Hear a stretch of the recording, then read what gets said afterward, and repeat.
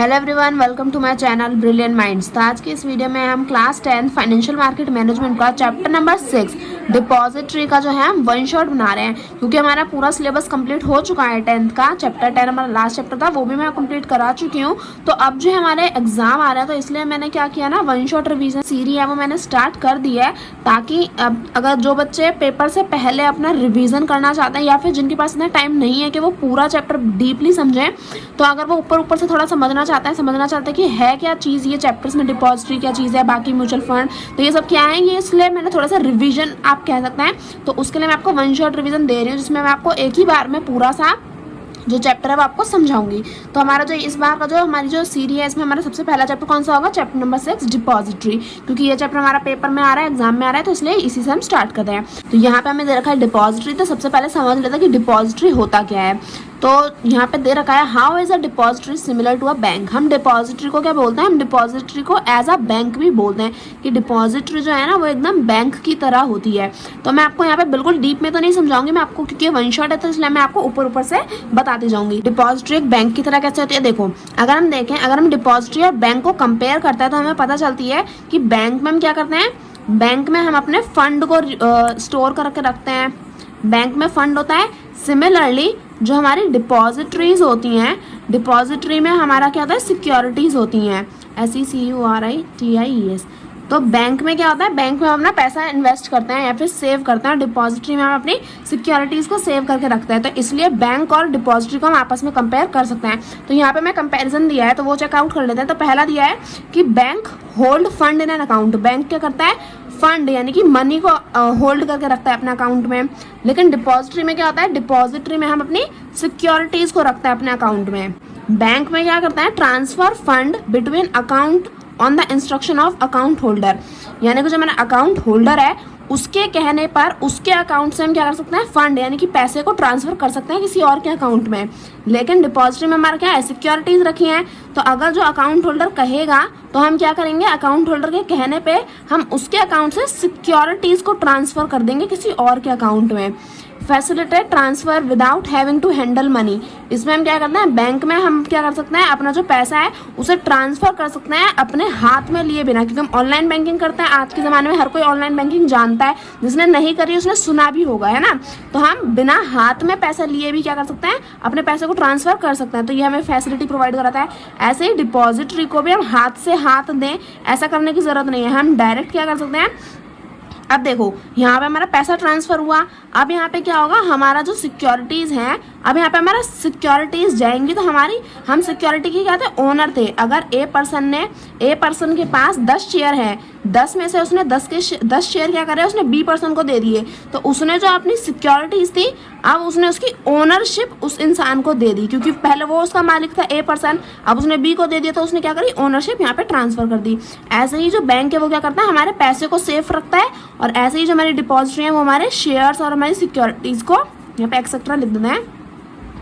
Shares और हमारी securities जैसे बॉन्ड, डिबेंचर्स, ये सब जो है इन्हें सेव करके रखता है। तो ये कुछ कारण है जिनकी वजह से हम बैंक और डिपॉजिटरी को आपस में कंपेयर कर सकते हैं। अब आगे देख लेते हैं, which are the depositories in India. तो इंडिया में बस दो ही क्या है, डिपॉजिटरी हैं। तो 2 डिपॉजिटरी कौन सी, यहाँ पे दिख नहीं रहा था तो इसलिए मैंने यहाँ पे लिख दिया। तो बैंक इंडिया में क्या है, 2 ही डिपॉजिटरी हैं। कौन सी हैं, कौन सी है, NSDL, national security depository limited. तो NSDL याद रखना है, और दूसरा क्या है, CDSL, central depository service India limited. तो ये 2 हमारी डिपॉजिटरी जो है वो इंडिया में है।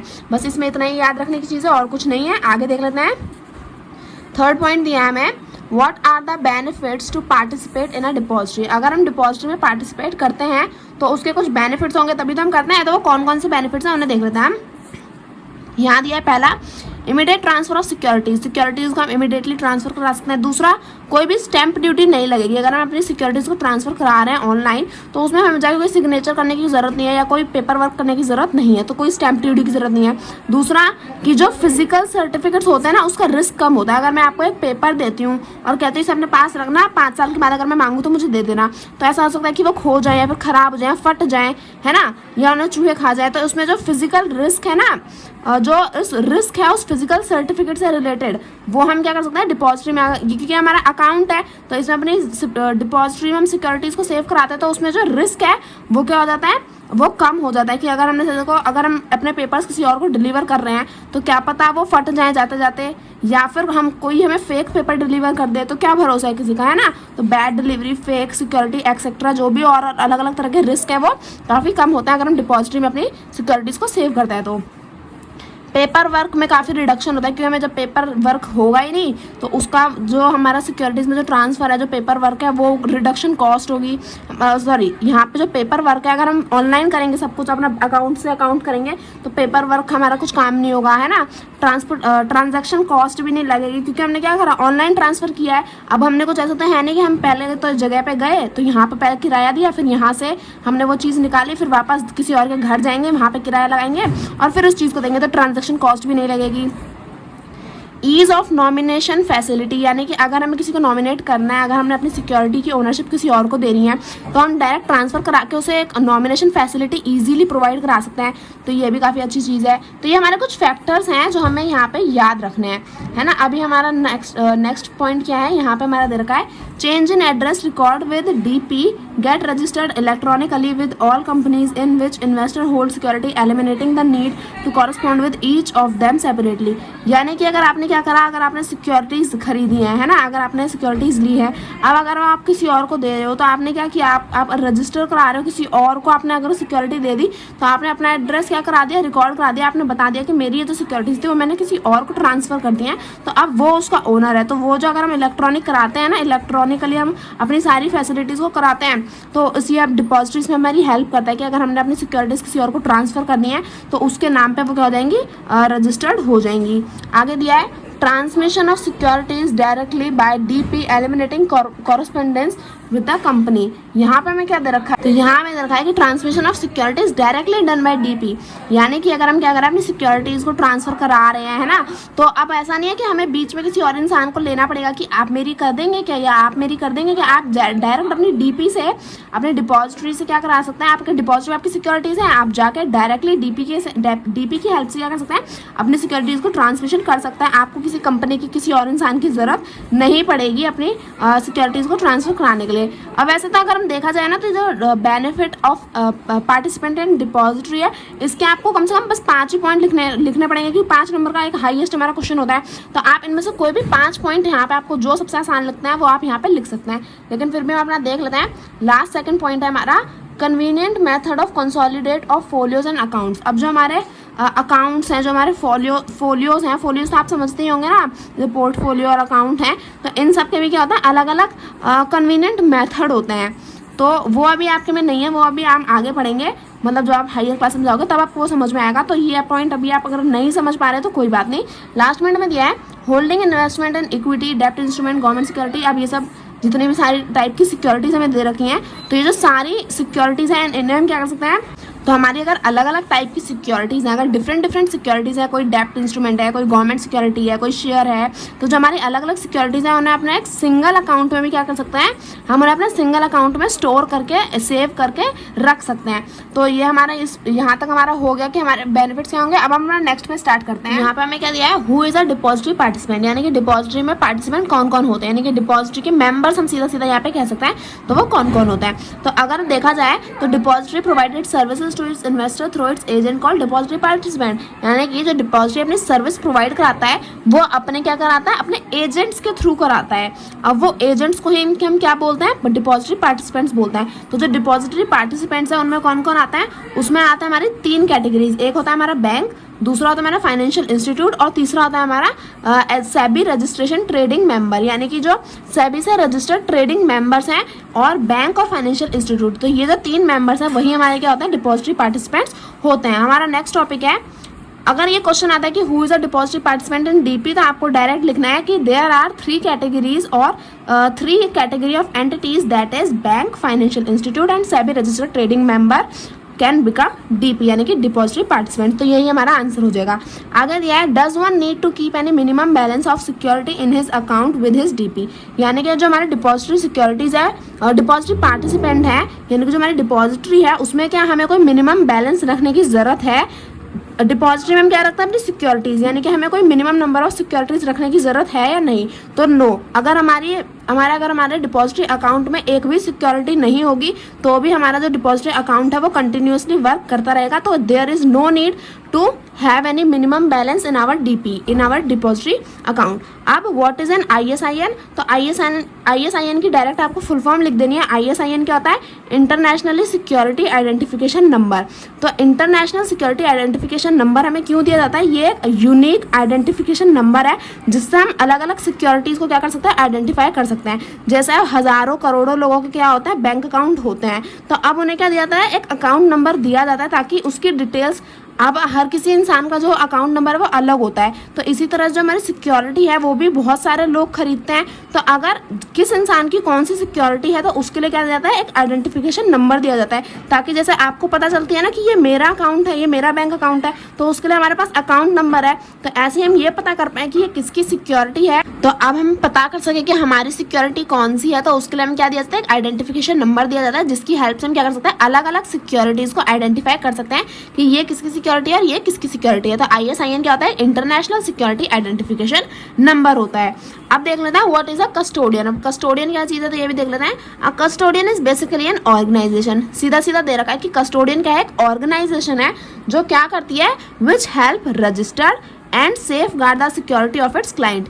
यानी कि कस्टोडियन, जब हम इन्वेस्टमेंट करते हैं और डिपॉजिटरी में अपनी सिक्योरिटीज को डिपॉजिट कराते हैं तो वहाँ पे कस्टोडियन होता है जो क्या है? ऑर्गेनाइजेशन है जो क्या करती है? जो भी इन्वेस्टर्स हैं, जो भी क्लाइंट है डिपॉजिटरी के, उनकी सिक्योरिटीज को रजिस्टर करती है और सेफ गार्ड करती है। रजिस्टर करना तो हम समझ ही गए हैं कि रजिस्टर करके रखती है, और सेफ गार्ड यानी कि संभाल के रखती है, कोई भी उनके साथ फ्रॉड ना करे या उनका कुछ लॉस ना हो। तो इस चीज का क्या करती है? ध्यान ज्यादातर कस्टोडियन रखती है। अब beside a safeguarding security, a custodian also keep track of corporate action on behalf of its client। यानी कि सिर्फ सेफ गार्ड ही नहीं करती, सिर्फ संभाल के और बचा के रखती ही नहीं है, उसके अलावा भी कस्टोडियन के क्या होते हैं? 3 मेन फंक्शंस होते हैं जो वो क्या करती है? अपने क्लाइंट के बिहाफ पर, यानी कि क्लाइंट के बिहाफ पर वो परफॉर्म करती है। तो पहला क्या दिया है? Maintaining a client security account. जो क्लाइंट है हमारा, उसका जो डिपॉजिटरी अकाउंट है उसको क्या करते हैं? मेंटेन करके रखती है। दूसरा दे रखा है कलेक्टिंग द बेनिफिट और right accruing to the client in respect of security. यानी कि जो हमारा क्लाइंट है जिसका डिपॉजिटरी अकाउंट है, उससे रिलेटेड उसके पास कितने बेनिफिट्स और कितने कितने हक हैं उसके पास, तो वो सारी इन्फॉर्मेशन को भी उसके अपने पास कलेक्ट करके रखती है। कौन? कस्टोडियन। और लास्ट पॉइंट क्या है इसका? लास्ट वर्क क्या है इसका? Keeping the client informed of action taken or to be taken by the issue of security having a bearing of benefits or right occurring to the client। यानी कि जिस client ने अपनी डिपॉजिटरी में अपनी सिक्योरिटीज को डिपॉजिट करके रखा है, तो उस क्लाइंट को क्या करती है? इन्फॉर्म करके रखती है कि आपकी सिक्योरिटी से रिलेटेड कौन सा एक्शन लिया गया है या फिर कौन सा काम, कौन सा एक्शन लिया जाने वाला है। तो ये सारी जो इन्फॉर्मेशन है वो भी संभाल के वो भी बता के रखती है अपने क्लाइंट को, और जो सिक्योरिटी से रिलेटेड बेनिफिट है और जो राइट है वो भी क्या करती है? क्लाइंट को इन्फॉर्म करती रहती है। कौन? कस्टोडियन। तो ये हमारा टॉपिक कंप्लीट हो गया। आगे हम अपना देख लेते हैं। यहाँ पे क्या दे रखा है? यहाँ पे हमें दे रखा है how can one convert physical holding into electronic holding, that is how can one dematerialise securities. यानी कि अगर हमारे पास क्या है? फिजिकल होल्डिंग्स हैं। फिजिकल यानी कि वो फिजिकल फॉर्म में है। जैसे कि अगर हम जो सिक्योरिटीज लेते हैं तो उनका सर्टिफिकेट अगर हमें मिलता है तो वो फिजिकली मिलता है, एक पेपर मिलता है, एक डॉक्यूमेंट मिलता है। तो अगर हमारे पास फिजिकल होल्डिंग है तो उसे हम इलेक्ट्रॉनिक होल्डिंग में कैसे कन्वर्ट कर सकते हैं, या फिर इलेक्ट्रॉनिक होल्डिंग में कन्वर्ट करने को हम क्या बोलते हैं? डीमेटेरियलाइज सिक्योरिटीज भी बोलते हैं। यानी कि आपसे क्वेश्चन इस तरह से पूछा जाएगा कि how one can dematerialise our security, या फिर how can one change its physical holding into electronic holding. तो इलेक्ट्रॉनिक होल्डिंग और डीमेटेरियलाइज सिक्योरिटी एक ही चीज होती है। तो अब देखो, in order to dematerialise physical securities हमें क्या करना पड़ता है? अगर हम अपने फिजिकल होल्डिंग को इलेक्ट्रॉनिक होल्डिंग में चेंज करना है तो हमें क्या करना पड़ेगा? डिमैट रिक्वेस्ट फॉर्म DRF को हमें फिल करना पड़ेगा। और जो भी हमारी सिक्योरिटी को, जिस भी सिक्योरिटी को हम क्या करना चाहते हैं? इलेक्ट्रॉनिक फॉर्म में चेंज करना चाहते हैं, तो उस डिमैट रिक्वेस्ट फॉर्म के साथ हमें क्या करना है? उस फिजिकल सर्टिफिकेट को अटैच करना है। और क्या करना है? देखो यहाँ पे देख लेना है is DRF which is available to the DP and submit the along with the physical certificate one wishes to dematerialize. Separate DRF has to be filled for each ISIN number। अच्छा देखो, अगर देखो हम क्या करना चाहते हैं? अगर हमें क्या करना है, अपने सिक्योरिटीज़ को अगर हमने इस फिजिकल सिक्योरिटी को इलेक्ट्रॉनिक फॉर्म में चेंज करना है तो हम क्या करेंगे, डायरेक्ट एक DRF फॉर्म जो है उसे इसे फिल करके सबमिट करेंगे। यानी कि डीमैट रिक्वेस्ट फॉर्म को हम क्या करेंगे, फिल करेंगे, और जिस सिक्योरिटी को हमें चेंज करना है इलेक्ट्रॉनिक फॉर्म में, जिस सिक्योरिटी को डीमेटरलाइज कराना है, तो उसे अटैच करके हम क्या कर सकते हैं, DP को सबमिट कर सकते हैं। तो उसके बाद क्या होगा, वो हमारी जो फिजिकल होल्डिंग है उसे वो इलेक्ट्रॉनिक होल्डिंग में चेंज कर देंगे। अब जैसे अगर हमारे पास 4 से 5 सिक्योरिटीज़ हैं और हमें चारों पांचों सिक्योरिटीज़ को क्या कराना है, डीमेटरलाइज कराना है, तो हमें एक सिक्योरिटी के लिए एक डीमैट फॉर्म क्या है फिल करना पड़ेगा, अटैच करके सबमिट करना पड़ेगा।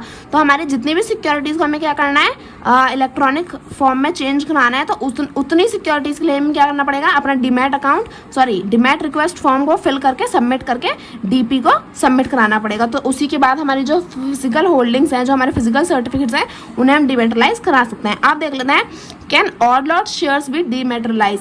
तो yes, odd lot shares certificates can also be dematerialise. अब ऑड लॉट शेयर्स क्या होता है, वो अभी हमारे सिलेबस में नहीं है, वो क्या है, वो 11th-12th में है। तो ये एक बहुत ही अलग कॉन्सेप्ट है, तो अभी ये इसके ऊपर आपसे क्वेश्चन नहीं पूछे जाएंगे।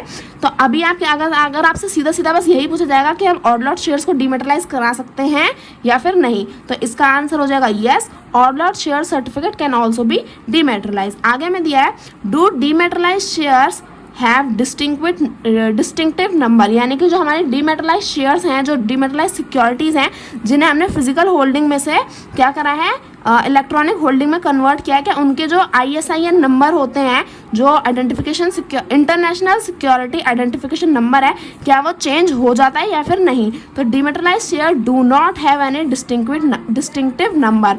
यानी कि जो हमने अपनी फिजिकल होल्डिंग को कन्वर्ट किया है इलेक्ट्रॉनिक होल्डिंग में, वो सिक्योरिटी तो हमारी वही है, बस फिजिकल फॉर्म से हमने क्या करा, उसे इलेक्ट्रॉनिक फॉर्म में चेंज कर दिया। तो इसलिए हमें उसका कोई भी डिस्टिंक्टिव नंबर चेंज करने की ज़रूरत नहीं है। तो वो जो हमारा ISIN नंबर है वो सेम ही रहता है फिजिकल होल्डिंग में भी और इलेक्ट्रॉनिक होल्डिंग में भी। तो यहाँ पे अगर कोई पूछे, do dematerialise shares have distinctive number? So no, our demeterized shares or demeterized securities do not have any distinctive number because they are same in physical holding as well as they are same in electronic holding. क्योंकि security तो हमारी same ही है, बस क्या करना है, हमने physical holding में से चेंज करके इलेक्ट्रॉनिक फॉर्म में चेंज कर दिया है। तो यहाँ पे किसी भी हमें डिस्टिंक्टिव नंबर की ज़रूरत नहीं पड़ती। अब आगे अपना देख लेते हैं, आगे क्या दिया है यहाँ पे हमारा, can electronic holding be converted into physical certificates?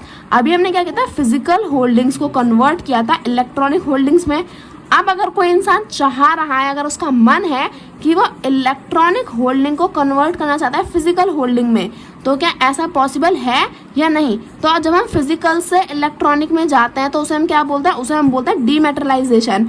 लेकिन अगर हम इलेक्ट्रॉनिक से फिजिकल में जाते हैं तो उसे हम बोलते हैं रीमेटरलाइजेशन। अब अगर हम यहाँ पे देखें, अगर हमें क्या करना है, इलेक्ट्रॉनिक होल्डिंग को कन्वर्ट करना है फिजिकल होल्डिंग में, तो उस प्रोसेस को हम क्या कहेंगे, उस प्रोसेस को हम कहेंगे रीमेटरलाइजेशन। ऐसा भी क्वेश्चन पूछ लिया जा सकता है कि define dematerialisation as well as define rematerialisation. तो डीमेटरलाइजेशन में क्या आप लिखोगे, dematerialisation is the process in which we convert our physical holding into electronic holding, and in this process we have to use a demat request form and submit it with our physical certificate which we one wishes to dematerialise. तो ये हमारे क्या हो जाएगी, ये हमारी एक definition हो जाएगी। और अगर हम रीमेटरलाइजेशन का लिखना चाहें तो इसका क्या होगा, rematerialization is the process in which we have to convert our electronic holding into physical holding, and in this process we have to fill our remat request form to convert our electronic holding into physical holding. तो ये हमारी definition है, आप इसे याद कर सकते हैं, ये भी सही होगी। तो अगर आपसे पूछा जाए कि डीमेटरलाइजेशन क्या होती है, तो जो मैंने पहले डेफिनेशन बताई वो, और अगर पूछा जाता है रीमेटरलाइजेशन क्या होती है, तो अभी जो डेफिनेशन बताई वो। तो अब देख लेते हैं रीमेटरलाइजेशन क्या होता है। रीमेटरलाइजेशन में हम क्या करते हैं, अपनी इलेक्ट्रॉनिक होल्डिंग को कन्वर्ट करते हैं फिजिकल होल्डिंग में।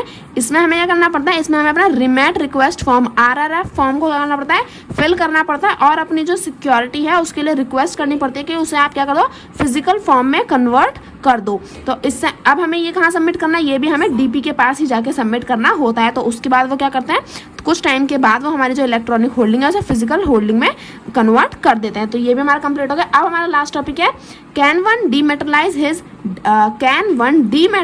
हिज डेब्ट instrument, mutual fund unit, government security in his demat account. यानी कि जो हमारी सिक्योरिटीज है जैसे डेब्ट इंस्ट्रूमेंट, म्यूचुअल फंड और गवर्नमेंट सिक्योरिटीज़ हैं, तो ये जो हमारी अलग अलग सिक्योरिटीज़ हैं, क्या इन्हें हम डीमेटेरियलाइज करके अपने डीमैट अकाउंट में रख सकते हैं? इन अलग अलग सिक्योरिटीज़ को सिंगल डीमैट अकाउंट में हम क्या रख सकते हैं? डीमेटेरियलाइज करके।